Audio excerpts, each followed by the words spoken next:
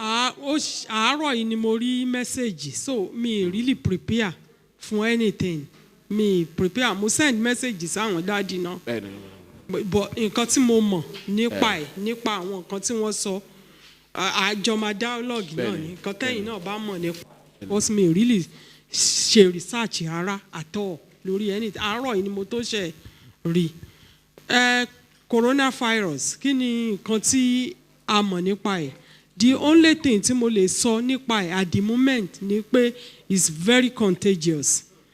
Very, very contagious. Wọ́n dẹ̀ believe pé ìwé àwọn Jehovah's Witness kan ti predict ẹ̀ láti bí 3 years ago pé àrùn kan máa ṣẹlẹ̀ after Ebola pé àti China ló ti máa wá.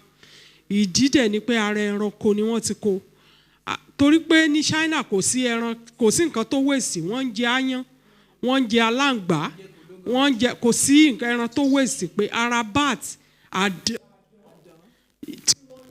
ibẹ̀ ni wọ́n ti kó pé coronavirus yẹn ó wà ní ara àwọn àdán yẹn, ó wà òkè fún wọn. Ṣùgbọ́n nígbà táwa bá ti jẹ́ tá a ti gbé jẹ èèyàn la wá, kò dáa fún ara wa. Ẹranko yẹn ni wọ́n ti kó, ni wọ́n ti ń spread tó fi ń spread. Téèyàn kan bá dẹ̀ ti ní nǹkan tí wọ́n advice gẹ́gẹ́ bí occupational health nurse lèmi, staff health la wà, àwọn staff là ń look after. Tí ẹ bá ní symptoms bóyá sneezing, cough, cold, báwọn mọ́mì wa ṣe sọ pé wọ́n send àwọn lọ́lé nígbà táwọn wà níbi iṣẹ́. Gbogbo àwọn symptoms ẹ̀ nìyẹn, ẹ̀rù á bá everybody, kò sẹ́ni tó fẹ́ kú ni wọ́n ṣe send yín lọ́lé. Tẹ́ bá ní symptoms wọ̀nyẹn bíi kí headache, ara gbígbóná, sneezing, cough, wọ́n máa advice pé kẹ́ stay home for 2 weeks, kẹ́ isolate ara yín, whether you are in contact with a infected person or not. You have to isolate yourself for 2 weeks at least. Then hygiene. Wọ́n ní proper hygiene, especially the hand wash. And the why, kò sí nǹkan tí òun carry around. Our hand commute every day on the train. Ká máa fọwọ́ slide àwọn lift. Gbogbo wa náà la máa ń fẹ́ mú nǹkan dání lókè. Tí ẹni tó wà infected bá ti mú àwọn kìíní yẹn dání, àbí pé ó sneeze sórí ẹ̀ torí airborne ni wọ́n pè. Airborne diseases ni. Tí ẹni tó ní bá ti cough off into air, àbí ó cough nínú ọwọ́ ẹ̀, pé ó fọwọ́ gbà lásán tó fi ọwọ́ yẹn mú ara òpó. Ẹlòmíì tó bá fọwọ́ kàn, tẹ́ bá di the same thing mú, ẹ máa kó nípa because ọwọ́ yìí ẹnu kẹ́ fi họ ojú, imú kẹ́ kì í bọmú, torí ẹ̀ náà ṣe advice hand hygiene ó ṣe pàtàkì. Ẹ rí àwọn míì àwa tá à ń lọ bí iṣẹ́ bomú á lo glove.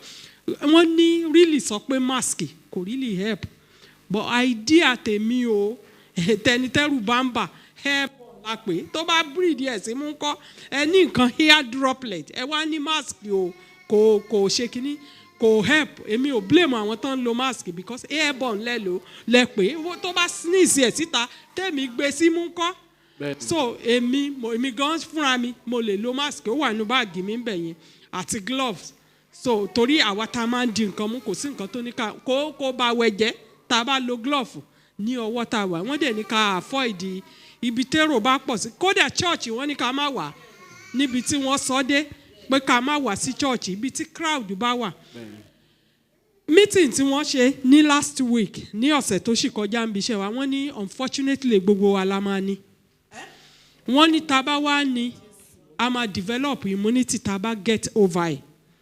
Wọ́n ní gbogbo wa òun la máa ní bí 1.something million làwọn tó ti ní China, torí pé wọn ò mọ bọ́n ṣe máa kí ọ̀rẹ́ wọn kàn pa wọ́n ni, wọ́n máa pa wọ́n, pípa ni wọ́n pa wọ́n ní China. But àwọn tí ó máa hit jù àtàwọn tí wọ́n lè bá lọ ni àwọn tán bá ní underlying factors, bóyá o ní diabetics, àrùn ti wà lára ẹ tẹ́lẹ̀, immunity system ẹ ò gbé, àwọn tán ní kidney problem, àwọn tán wà sickle cell àti respiratory problem bí asthma, bronchitis, ó máa affect àwọn yẹn gan, àwọn yẹn ni wọ́n lè bá lọ. But àwọn tí immunity wọn bá strong, wọ́n ní unfortunately ó lè jẹ́ gbogbo wa la máa ní. Ó dàbí ayé swine flu ni, tẹ́ pé gbogbo èèyàn ló ní swine flu, but at the end of the day pé a máa ní immunity sí. Wọ́n ní but proper hygiene hand hygiene kẹ́ máa fọwọ́ ẹ wọ toilet lọ ẹ fọwọ́ yín all the time kẹ́ tiẹ̀ tó fi pa ojú kẹ́ tó try láti má yún ojú ẹ tó bá wà nínú train wọ́n á yún ojú má dẹ̀ kọ́wọ́ bọmú make sure pé èèyàn fọwọ́ nísìnyí tẹ́ bá dé hospital ti wà á ní àjẹlì mọ́ wọ́n ti kó tán àwọn sọ́jà gan ò rí mask fi bomú wọ́n ti jí tán àṣẹ ń họ́dà àjẹlì ni ìwọ ẹ máa pocket one wà tí wọ́n ṣe fún àpò tó fọwọ́ pa àwọn kinní yẹn rọra mú kinní kéèyàn rọra fi pa owó ẹ̀ ọwọ́ ló easy fún wa jù láti kó.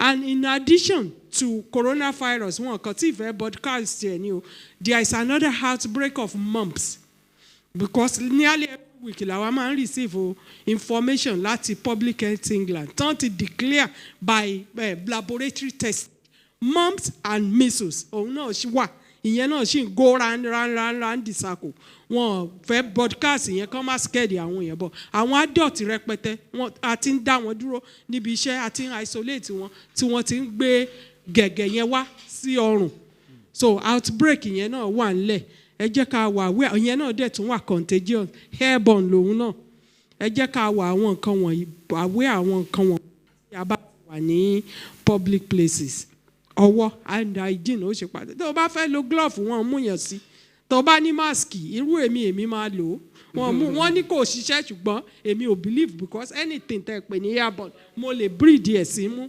so ẹ gbìyànjú ká máa fọ ọwọ́ wa regularly so any other ta ló ní contribution to. ẹ jọ nǹkan tẹ́ ń try láti ṣàlàyé fún wa ní ìsìn ni pé tá a bá ń jáde lọ a lè máa lo glove a lè máa bu ẹnu wa jáde tá a bá ń jáde.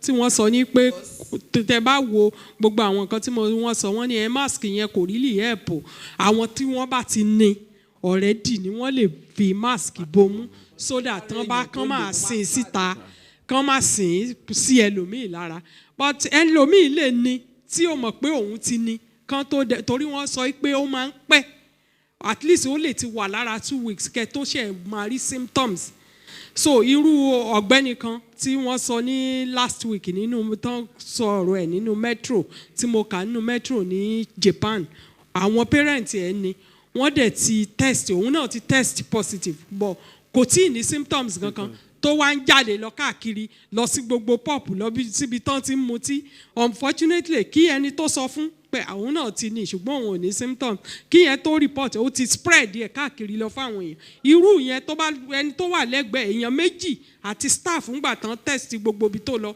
at least pop tó lọ èèyàn méjì níbẹ̀ ẹlòmíì tó tún wà ní contact pẹ̀lú ẹlòmíì tún ní so ẹni tí ó wà lẹ́gbẹ̀ẹ́ mi tí ò tí ì mọ̀ pé òun ní tó sín tẹ́mi ò bo imú tí mo gbé símú sí so kẹ́ gbé símú kí ni mask tèmi o opinion tèmi nìyẹn kò ṣe research ara opinion tèmi ni pé mask tẹ́ bá dẹ̀ ní glove torí ọwọ́ wa ìwọ tó o ní hygiene so make sure pé ẹ̀ ń fọwọ́ tá a bá dẹ̀ lo toilet tán ẹ̀ fọwọ́ ó ṣe pàtàkì hand yìí ló ń carry anything torí ẹ̀ náà ṣe ní catch it tẹ́ ẹ bá sín wọ́n ní tí ò bá mú handkerchief dání tó fi máa bo ẹnu ẹ̀ wọ́n ní kó sín síbi bíbà ibi kó fi ara gbà wọ́n ní catch it kill it bin it catch it ni wọ́n sọ catch it throw it away and bin it or kill it catch it bin it and catch it bin it ni wash your hand all the time so àwọn nǹkan tí wọ́n ní ká máa ṣe hand hygiene ló ṣe pàtàkì hygiene ọwọ́ wa yìí òun ló ṣe pàtàkì alcohol gel tẹ́ bá ríra ní market kẹ́ra kọ́lọ́run Elédùmarè kó bá wa dáwọ́ bínú ẹ̀ dúró kó má fi àjàkálẹ̀ àrùn kó pa gbogbo ayé rẹ́ torí a ti rí i pé end time la wà so.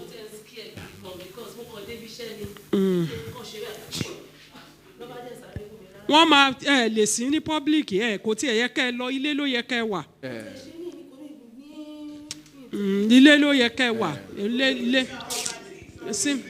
ilé ló yẹ kẹ́ ẹ wà church gan tẹ́ wà ó yẹ kẹ́ ẹ isolate ara yín for 2 weeks àti cough àti cold ó lè má jòun lẹ́ni ìsìn wọ́n ti pa ta ló mọ àmọ́ flu yàtọ̀ sí wọ́n máa need láti lọ ẹ lọ ilé lẹ máa wà ẹ máa pé 111 111 náà ta ló fẹ́ kú ọ máa bá yín sọ̀rọ̀ jókòó sílé for 2 weeks ni so ìwà kò séèyàn.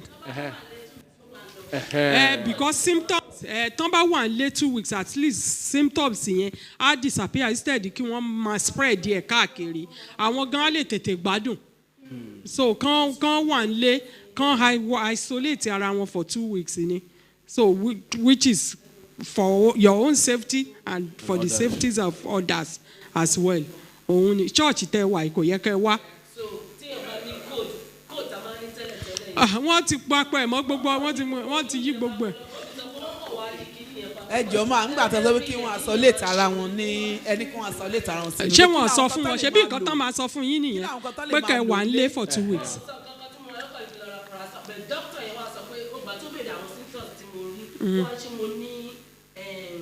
Body temperature. Kálẹ̀ ní virus underlying factors mọ gbogbo nǹkan tó ṣe yín wàhálà gidi ni. Ok tán bá ti ní normal code ni wọ́n á sì ní kẹ́ jókòó sílé 2 weeks kí symptoms yẹn kó fi lọ òun ni.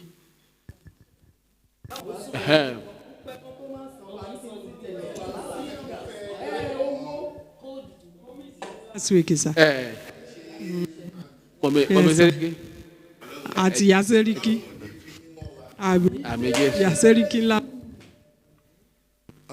Another contribution please. Detoy tẹ́lẹ̀ kankan bá dé ilé ẹni sómi kẹ́ẹ̀fì ọwọ́ yín àti ojú. I have something to say about that sir. Detoy.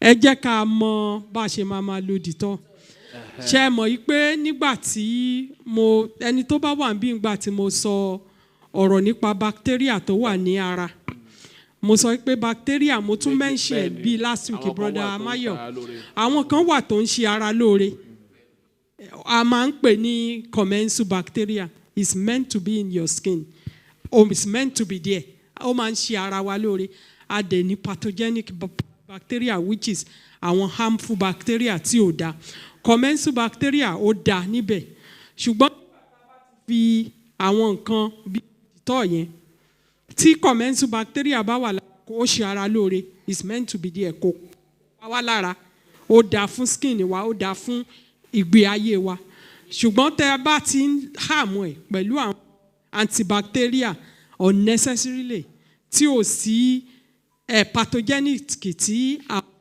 dìtọ̀ fẹ́ pa ó máa bẹ̀rẹ̀ sí ní pa commensal bacteria tó wà ní ara torí ẹ̀ náà ṣe máa ń sọ wípé kí èèyàn kẹ́ try láti má lo dìtọ̀ ẹ lè fi dìtọ̀ wẹ̀ tẹ́ bá ní scabies ní ara àwọn tán máa ń ní kúrú náà nǹkan kan àbí pé ẹ rí i pé bacteria ara ń yún yín nǹkan kan ẹ lè ta sómi ẹ lè lo ordinary dìtọ̀ fún bọ́dì yín so kò dáa toró máa ń pa àwọn bacteria normal bacteria tó ṣe ara lóore tí ò bá sí harmful bacteria tó máa pa irú bí alcohol gel ó safe ju dìtọ̀ lọ dìtọ̀ tẹ́ bá wò wọ́n kọ sí ara dìtọ̀ pé for external use only external use only tẹ́ bá fi dìtọ̀ sínú skin yín tí spore wà ń bẹ̀ ó lè wọnú skin yín lọ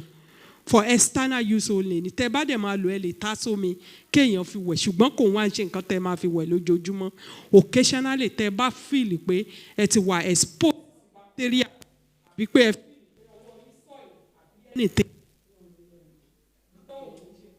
alcohol gel better wọ́n ń ta alcohol gel. Kí ni ìdí sà? Try la torí kì í ṣe.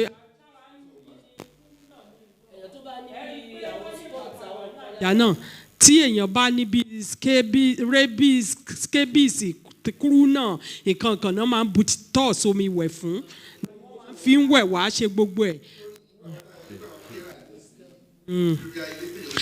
Alcohol gel ni kẹ́ máa lò. Alcohol gel bẹ́tà, alcohol gel ni kẹ́ máa lò. Alcohol gel dá ẹ dẹ̀ mọ̀ pé wọ́n tún ṣe kinní kan mo ti gbàgbé orúkọ gbà tí mo ṣì ń ṣe patient care bíi ọṣẹ báyìí bíi white báyìí tí wọ́n máa ń fi wẹ̀ fún àwọn tán bá ní MRSA tẹ́ bá lè máa rí ìyẹn mú ìyẹn ni kẹ́ máa fi wẹ̀ lẹ́ẹ̀kọ̀ọ̀kan ìyẹn sì wà òkè wọ́n sì ṣe ìyẹn fún body but Dettol for external use only ni ó lè bọ́ sí abẹ́ skin yín ẹ̀kọ̀ọ̀kan òun ni kẹ́ máa lò kò ní jẹ́ nǹkan tẹ́ máa fi wẹ̀ ní ojoojúmọ́. Alcohol gel better sir, alcohol gel better. So any other question?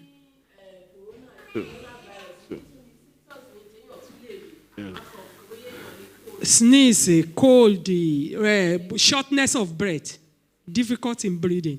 Kẹ́ má lè mí ìyẹn gangan ni àti temperature ìyẹn gangan ni main kini. Inú lungs ni wọ́n máa ń sọ. Egungun oríṣiríṣi.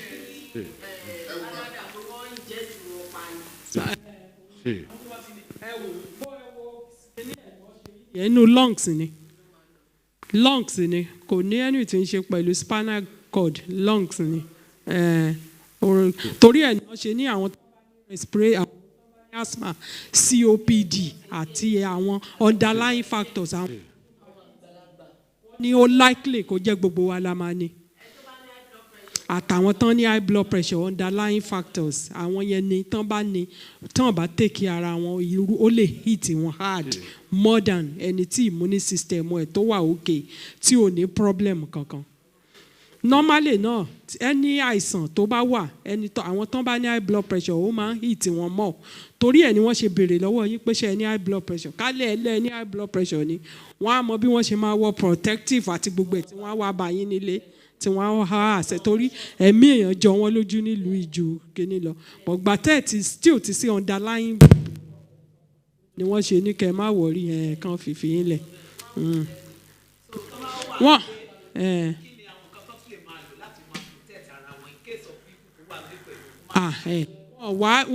èmi ò rí wọn tí ì rí oògùn ẹ̀ o ṣùgbọ́n àwọn èèyàn ń forward nǹkan oríṣiríṣi káàkiri tẹ́ bá ti rí symptoms wọ́n ní kéèyàn wà nílé kéèyàn dẹ̀ pé nọ́mbà 111 kéèyàn pé nọ́mbà yẹn kéèyàn report wọ́n á guide yín tó yẹ pé wọ́n fẹ́ gba swab lára yín ni wọ́n wá bá yín nílé láti wá gba swab kán lè make that.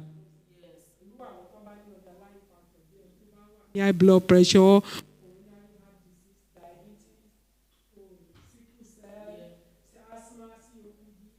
Wọ́n máa wá sílé láti wá gba swab kán lè make a diagnose kán lè fún yín ní appropriate care. But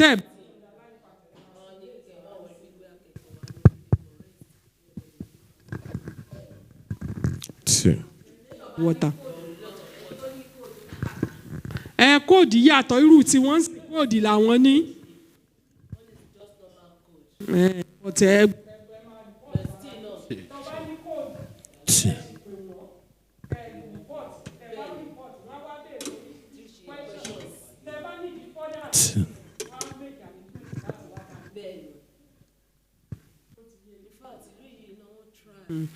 So kí Olúwa kó ràn wá lọ́wọ́ o kó bá wa dáwọ́ bí dúró kí àjà.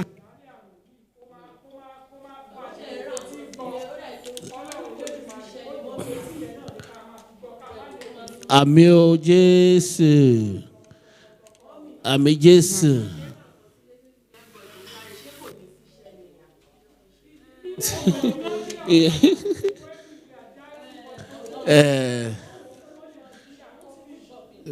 Fair factor nìyẹn.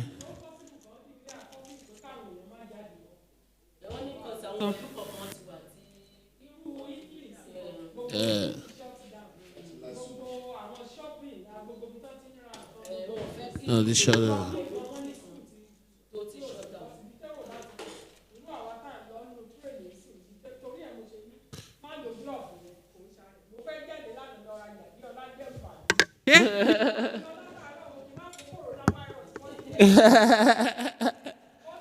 Mínibọ̀ mo gbogbo everywhere ló dá. Bẹ́ẹ̀ni. Everywhere. Kò ṣọ́ọ̀bù. Wọ́n ti kó o. Bẹ́ẹ̀ni. Ẹ lè mú dání. Ẹ mú glove torí kẹ́ ẹ má lọ. Ẹ má lọ ṣubú.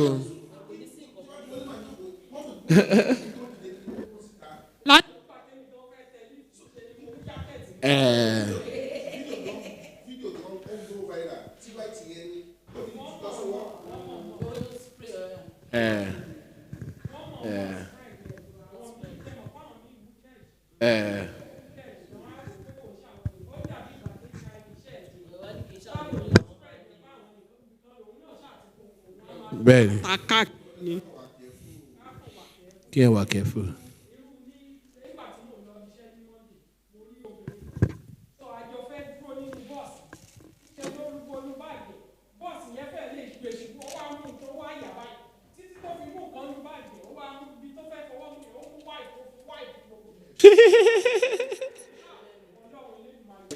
Wow.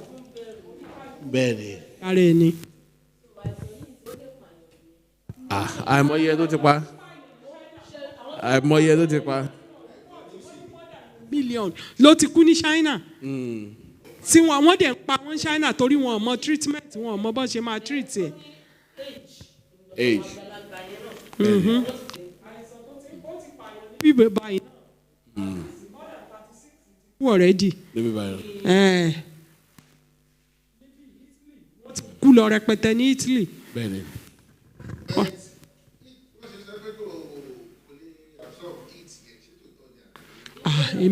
Mi mọ̀ nǹkan téèyàn ò bá mọ̀ mi tí kà á débẹ̀. China náà warm. China ò fi bẹ́ẹ̀ tutù bí bíbá yìí.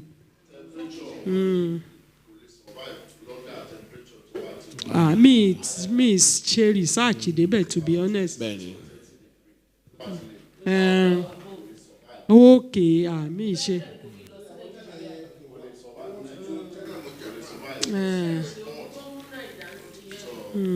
Okay. Mi màá check ẹ̀ màá wò. Ó dáa. Ta ló tún ní question? Díọ́lá. Tabatu. Okay. Mama ṣẹlẹ̀ ní question. Ó dáa, Olúwa ṣeun o. Wọ́n ti gbé sórí YouTube. Tẹ́ bá ní question ẹ̀ máa tẹ̀ sí mi. Àmọ́ báyìí forward ẹ̀ sí àwọn ọmọ mi wá. It is well. Olúwa dá wa sí nínú àánú ẹ̀ o. Ọ̀pọ̀ ẹ̀mí á máa bá wa gbé. It is well. Okay. Ǹlẹ́ mà. Ẹ káàbọ̀ mà. God bless you ma. Oh God, you. Jessica, how are you? God bless you.